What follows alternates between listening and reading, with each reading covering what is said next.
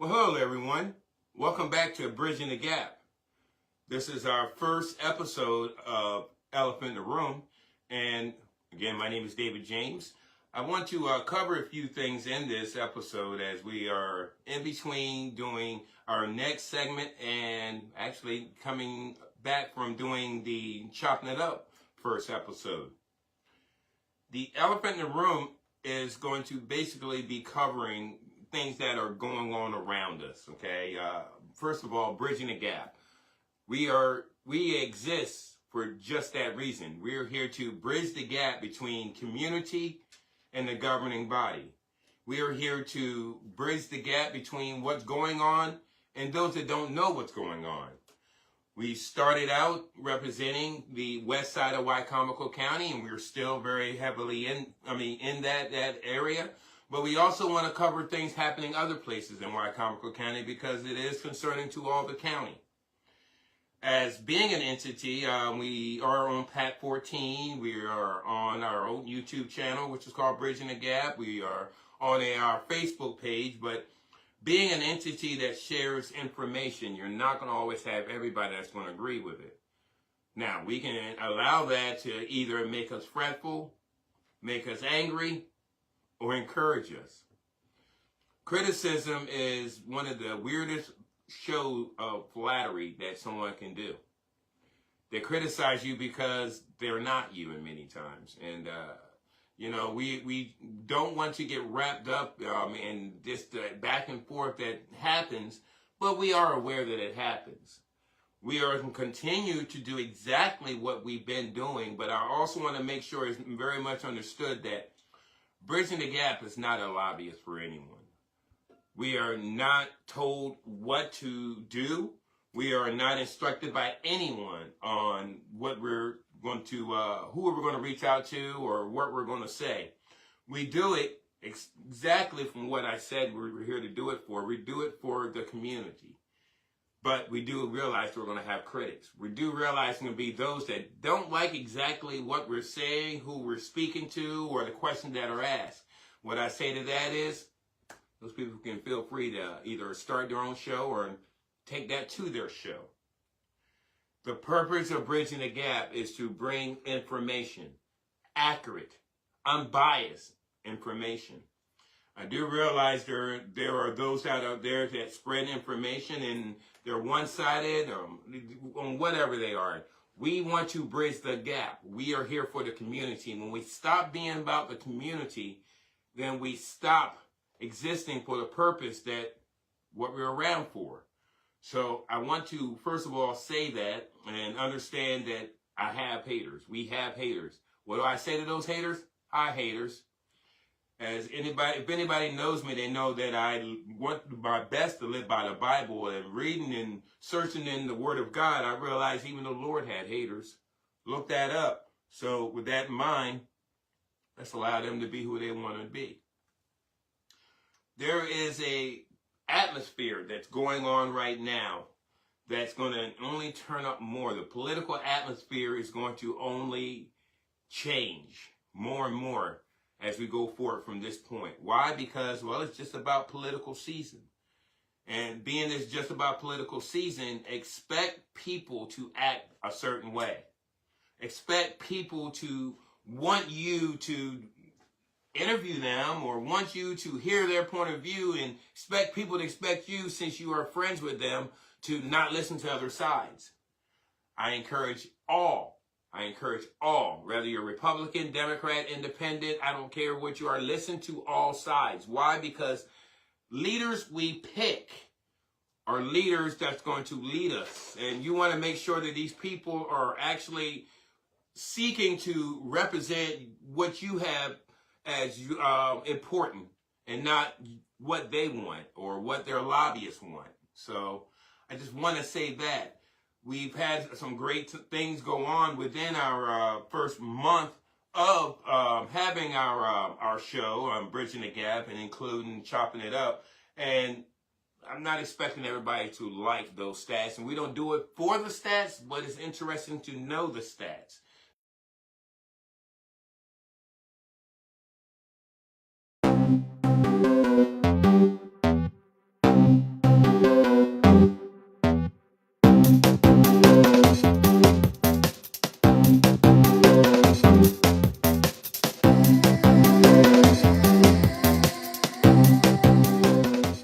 Bridging the Gap, we're going to do something we call Chopping It Up. This would be our first segment of that, and this is going to be a unique thing because we're going to be giving report cards out to different areas of government here locally. Before we go any further, you actually serve on one of those boards, am I correct? Yeah, so I serve on the Salisbury City Human Rights Advisory Committee, which serves as one of the committees under the mayor's office. We advise the mayor on all the human rights concerns that Salisbury residents may bring to us, or the mayor may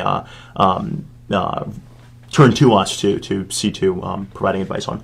Nice.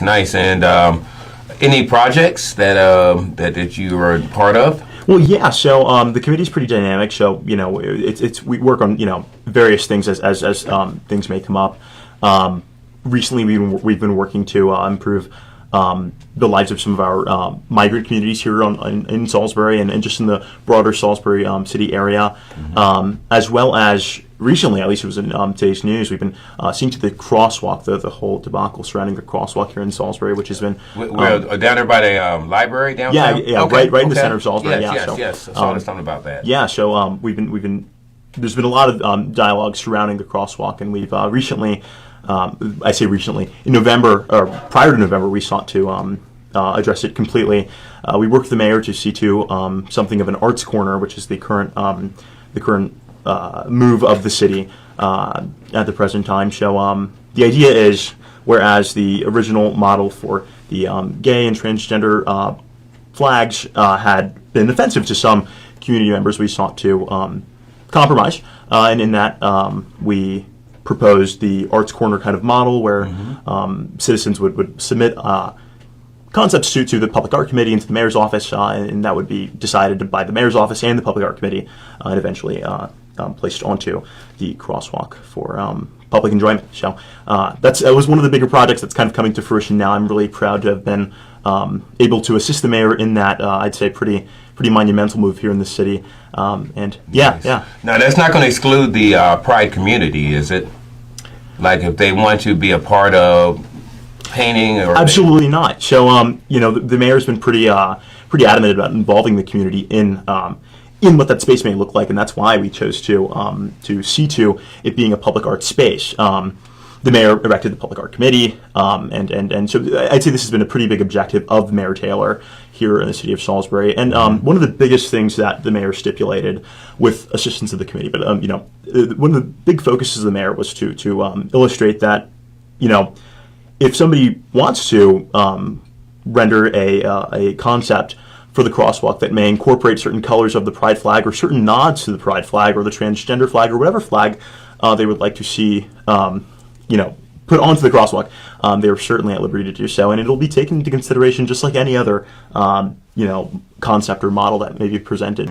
I suppose what I'm trying to say is that there are definitely a lot of opportunities for those in the Pride community, in the transgender community, in whatever community, to make their voices heard and make their desired concepts, to allow their desired concepts to be considered. So, Michael, you got any input on that? Yeah, so it's also in Annapolis and a couple other cities, but again, we were one of the first ones to be orchestrated by a city for the project to be done, along with PFLAG orchestrating their part in it as well. But yeah, I mean, again, the crosswalks. Like I said, when it first happened, I personally thought it was opening Pandora's box, because then everyone's going to want a representation of a car road. But I agree with what the young gentleman is saying. No one's telling the LGBTQ community or the transgender community that their artists can't put in projects towards what it should look like. We're going to go ahead and do a report card on our local elected officials and leaders.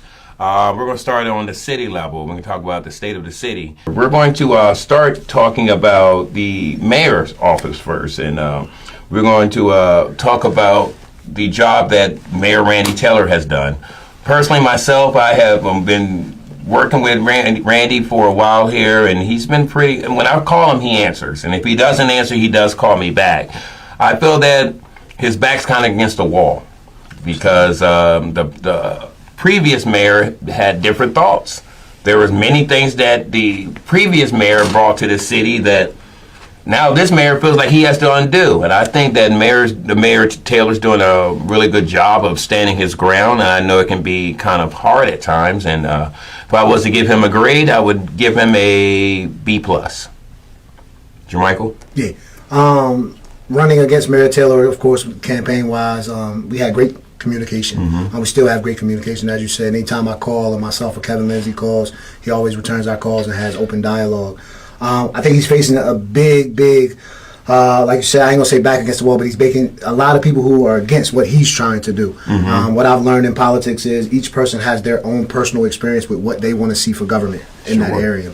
What he wants to see is checks and balances, right? He's going back and looking at the things the former mayor did to beautify or to get to the position he is in now, and checking that, right? Are we spending money on bike lanes that was wasted? Can we redo those bike lanes to get some of our roadway back? Because again, these people are starting to cause crashes, and people don't understand those roundabouts and different things. So I feel like I would give him a B. Again, if there are some things he still needs, but I love the fact that he's fact-checking things, right? He's going back, looking at those sales. He's going back, making sure that the developers are sticking to their word. He's going back and making sure the occupancy thing, he's holding different people accountable for different things. And, he's making sure that we are not wasting funds in our budget, right? Money is needed all over the place. So to go back and make sure that you're allocating funds in the right direction is always a thing, So I would give him a B personally. Again, and there's a lot of people who are against that and say he's doing a bad job, but I personally think for what he was handed, right? He's doing a great job for what he did. For what he was handed, he's doing a great job with what he was handed. Nice. And you're on that board. What do you think? Yeah, well, I think to build off what the two of yours have said, I think not Dr. Taylor, but Mayor Taylor has been Dr. Taylor's my doctor. Mayor Taylor has been extremely responsive to the needs of the committee and the voices of the committee. Again, I don't live in Salisbury full time, but in my experience with Mayor Taylor, working both on the part of the committee and also in Salisbury Police Explorers during my high school years. Mayor Taylor has been extremely present and extremely down to earth, which I could not say about not necessarily Jake Day, but other politicians here on the shore. So specifically within the realm of town politics, yeah. So I would probably rate Mayor Taylor a flat B. I don't have much bad to say, but I also I would definitely need to know more to give him a true A. So.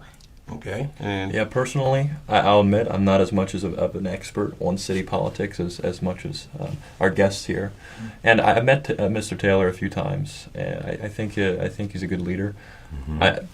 Everyone else has given him B, so I'm just going to go with the crowd and say, hey, if you guys who know a lot about what's going on in city politics are willing to grade him in that way, I'll also give him a B. I think he's done a relatively good job. As a mayor, I'm hoping that he wins re-election in 2026.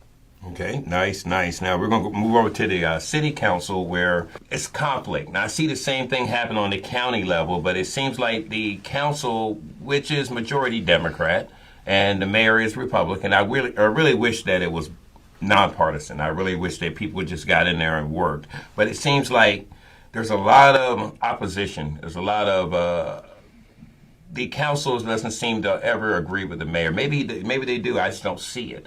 As far as what they're doing with their community, well, I actually live in Mr. Doughty's district, and I haven't seen a town hall or a city hall or meeting with that group. So you'd say there's a lack of transparency on the behalf of some of the members on the city council?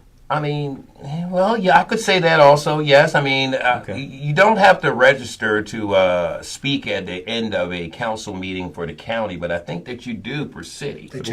They changed that to that point now, so you've got to... You have to register. You can't just go in for public comment or whatever it might be. Yeah, he changed it to registration. What would one register Okay. as? How does that work? What's that again? What would one register as? Like register their district and then where they live, or is it? You just register to speak. It ain't even asking you too many questions. You just gotta put your name in to have public comment now. I understand. Which has changed. Before, like you said, you showed up and you just had public comment towards the end of the meeting. But when the density project was going on and they had so many people had so much to say, I'll say the city council president decided to make some changes to how the protocol was, and now you have to check in or sign in ahead of time. I see.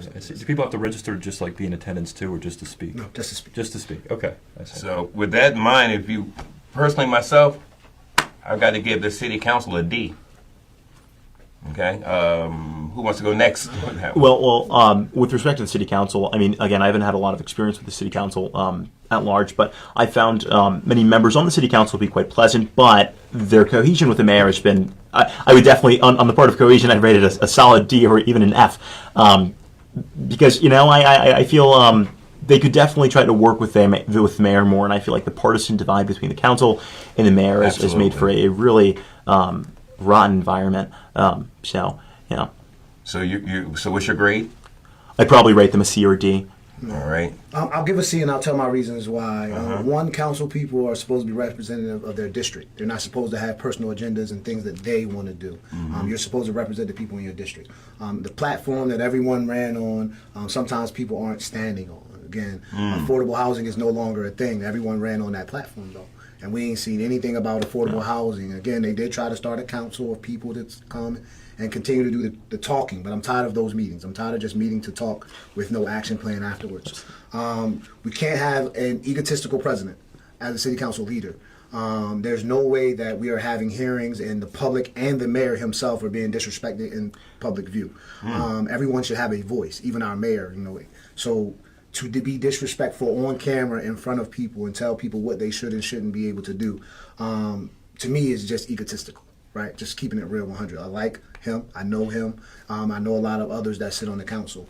But the objective is to work in cohesion. We have to learn to work together. No matter what you may want or he may want or he may want, if we're charged with making something better for our community, we have to put our egos to the side and make our community better, right? So it's coming in, having collaboration, and making sacrifices. He may want some things. So this time he may have to give up what he wants so we can get the better for the greater good.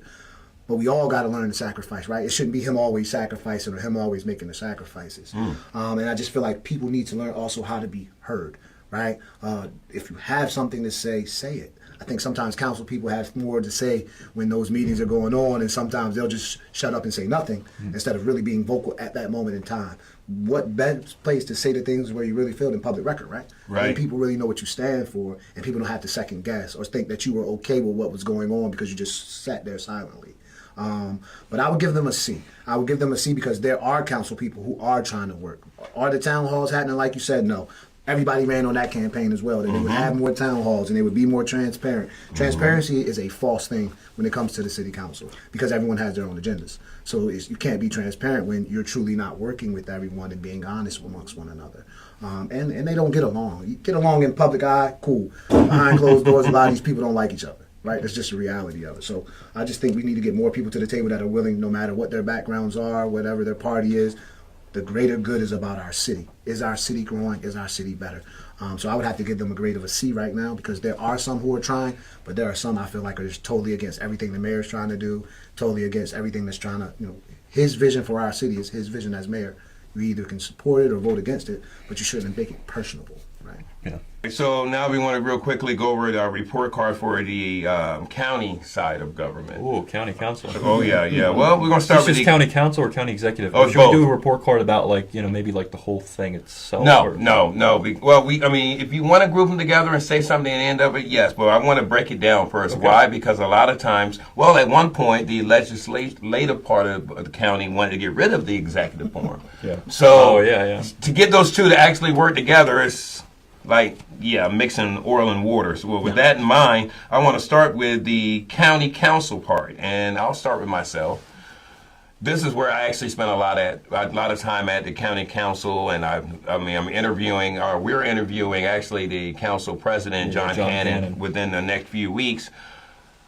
Again, I don't see I'm seeing more town halls happening now, but surprise, surprise, it's also election season. I've seen a lot of bickering going back and forth between the executive's office and the county council. One thing I want to say about the council is they're there to legislate. They're there to introduce laws. They're in there to represent the people, and I'm not seeing that a lot.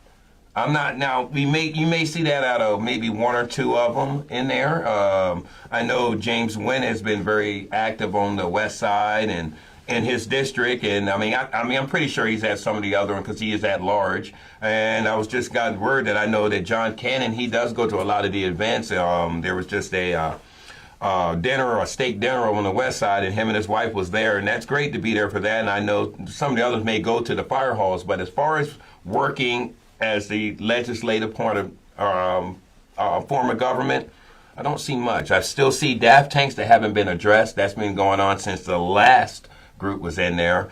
I'm seeing a lot of finger point and say, well, the executive didn't do this, but the executive didn't do that. So I really can't give them a good grade. I'm not going to give them a bad grade, because there are, as Jermichael said earlier about the city council, there are those that are trying. There really is. So I'm going to have to give them a C. I concur. I will give them a C as well. The bickering back and forth has been an issue for a very long time. And a lot of times it's within party. That's the crazy part for me sometimes, right? It's people that are in the same party that still can't get along. But in order for our county to be better, Salisbury's the biggest city in that county, but our governments locally both have to learn how to work cohesively. Right? The objective is for us to have a better county and be one of the better counties in the state. If that's truly the goal, then we have to learn how to work together and make sound decisions for our county and the cities that are in our county together, right? Nobody should be pointing fingers or trying to get rid of positions. I thought that was one of the dumbest, my opinion, one of the dumbest things in the world to say, because checks and balances is needed. And if the legislation is doing their job, there's a balance to what the county executive can do. So, I mean, if people voted her in, they wanted her there, and I think we should keep that democratic process for people to vote people in. Whether you like it or what they have going on or not, then that's something different. But if you you should don't always like have a them. democratical process. What I will say is when I started getting involved here in Wycomico County, there was that vote against and vote for. There was the question A issue where they wanted to get rid of the county executive, that form of government. And they're just, from my point of view, there was just a lot of infighting, a lot of division, a lot of just the county council seeming like they wanted to just get rid of a position totally just because they don't like an individual who's serving in that position. I don't think that's productive. I don't think that's something that would ultimately lead to success if it had succeeded. Now, of course, the people voted against question A, and it was, and we're going to continue having the county executive form of government, which I think is a good thing.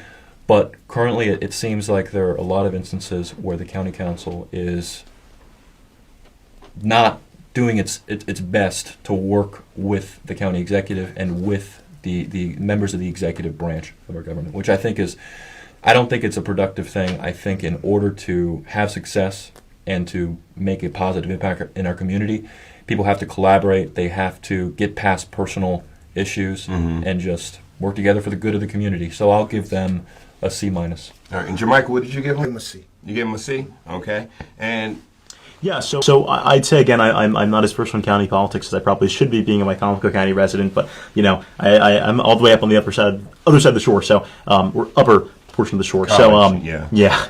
So but yeah, with respect to the vote for question A to get rid of the county executive, I thought it was just despicable. I think we should not utilize measures like doing away with a figure in government just because it may suit us at the present point. Because what's to stop them from next session regretting the decision and bringing it right back on, which we've seen to be the case in other areas where the county executive question has been raised, or similar questions which have been again raised for a specific political reason, and then they may rescind this motion once not motion, but so you giving him a C?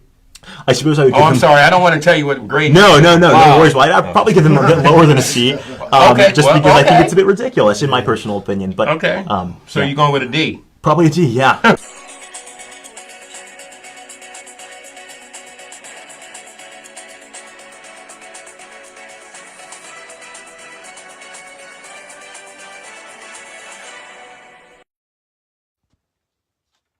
Term limits.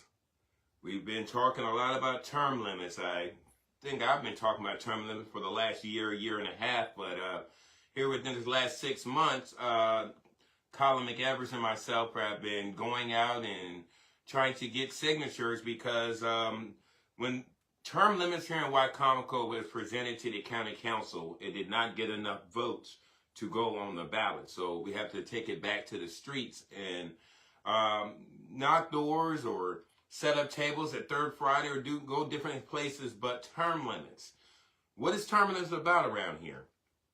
Well, one of the most asked questions is, what are we looking at as far as for term limits? We're looking at 8 years total, and that's it. 2 terms.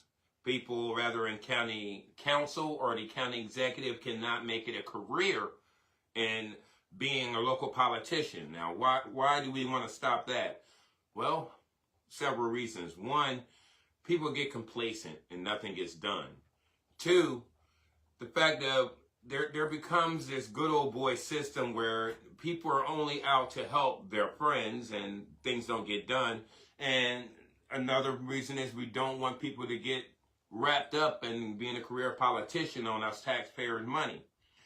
We have spoken to the county executive, and she's actually one of the big supporters. As a matter of fact, she's pushing these term limits, and that's not just for the council, but it's also for her. 15,000 names is the amount that we need for it now.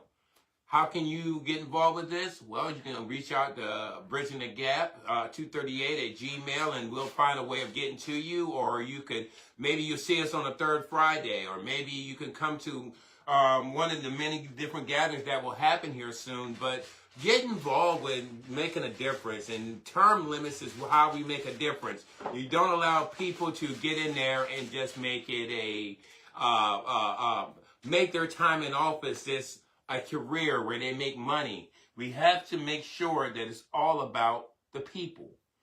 Again, during our last 4 weeks in our first existence on PAT 14, we had the county executive in, and she talked a little bit about term limits. I'm Julie Giordano, County Executive. Thanks for having me. Thank you for being here. Absolutely. Yeah, absolutely. The first question is, if you could just tell us a little bit about how the possibility of term limits passing in Wicomico County in 2026 could impact the prevalence of young folks in politics. Yeah, I think it sort of gives people a sense that they have a chance, right? So when you have term limits out there, you know that you're going to have, I'm assuming it's 2 terms that are on the ballot from what I understood. So we're talking 8 years. And, I think that when people see that there is an end, I think it kind of does 2 things. One, it gives people hope and opportunity that they would have an opportunity to run, that you're not going to have this career politician sitting in a role.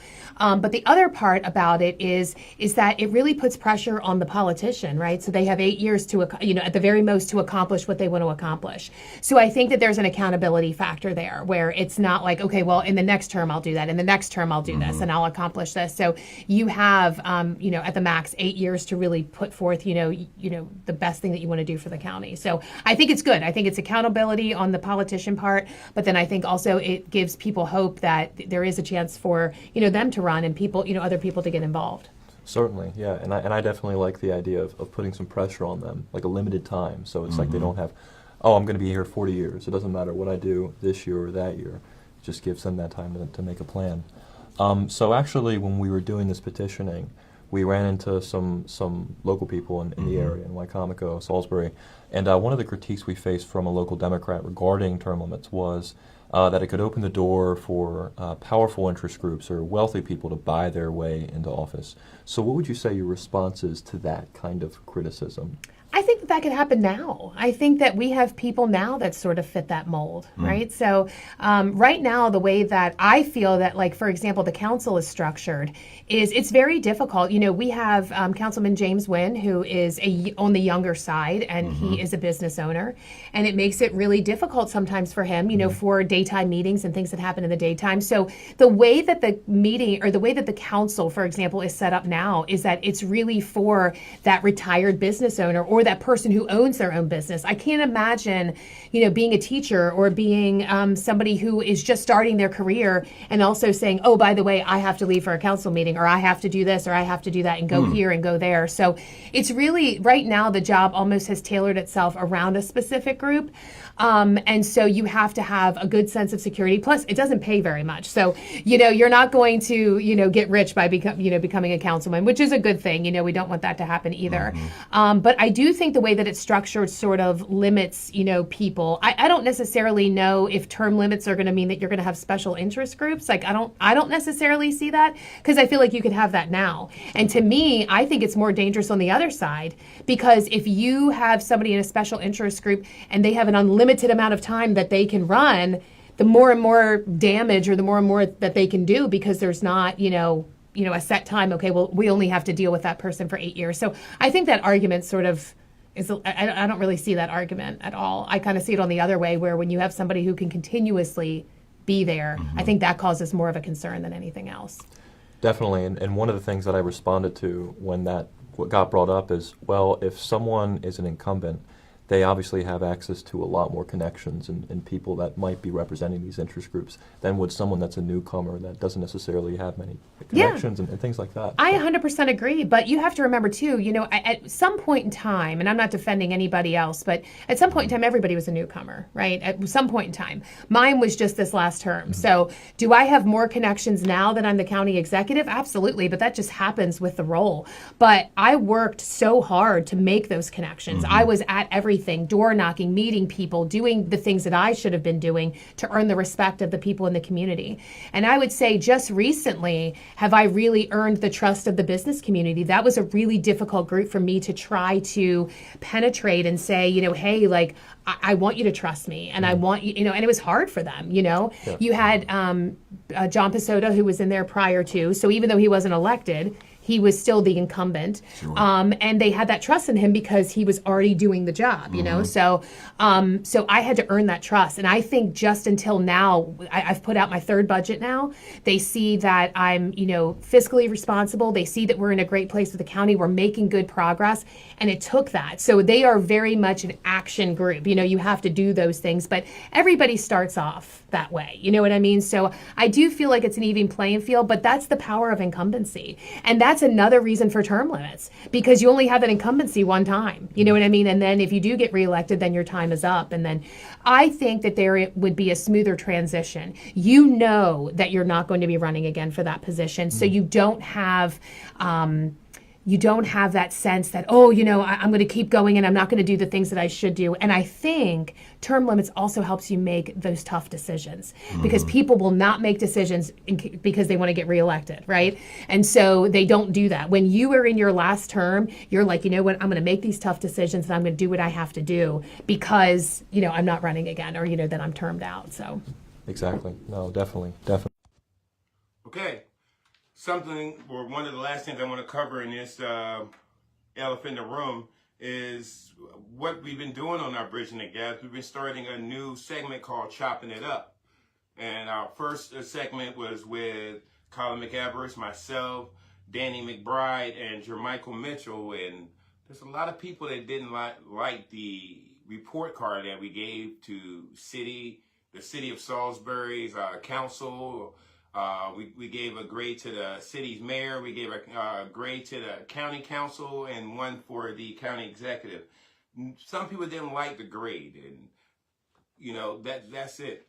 That's one thing about Bridging the Gap. We're not here to make the people that are elected feel good, and unless they've done good things. Now, again, a grade is just based upon 4 people at a time on a panel going over something and giving their own personal feeling. That doesn't mean that you're not doing a great job. And just because I give someone a grade doesn't mean that they don't deserve one better. It's just my feeling on it. So we did do one of those, and we are actually getting ready for our next Chopping It Up. And our next Chopping It Up, we're going to have Colin, of course, my co-host Colin's going to be there, and Jermichael will be returning, but I also want to try to get Miss Holly Worthington in the studio. We've been talking here lately. She's she's a local realtor here, and she's very involved. She's an awesome young lady. I've known her for a while here, and I want to get her on there because we want to talk some more about silly politics. Well, sometimes it is silly. City politics.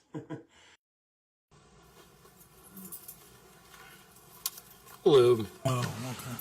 My name is Michael Langford. I live at 1026 Arthur Court within the city. I'm here to share comments for for Miss Holly Worthington of 212 South Claremont Drive, who isn't able to be here tonight, but has asked me to speak as in solidarity with her out of concern as fellow resident of the city. So she's also informed me that she's emailed this to council and the mayor's office.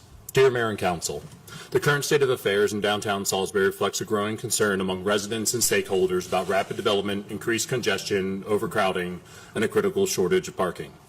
These issues have become more pronounced as large-scale projects continue to move forward without sufficient infrastructure or long-term planning in place.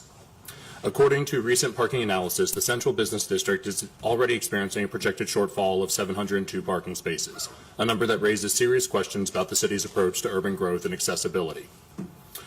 Despite these clear warning signs, the city has made questionable financial decisions, such as selling off valuable public land at a fraction of its worth.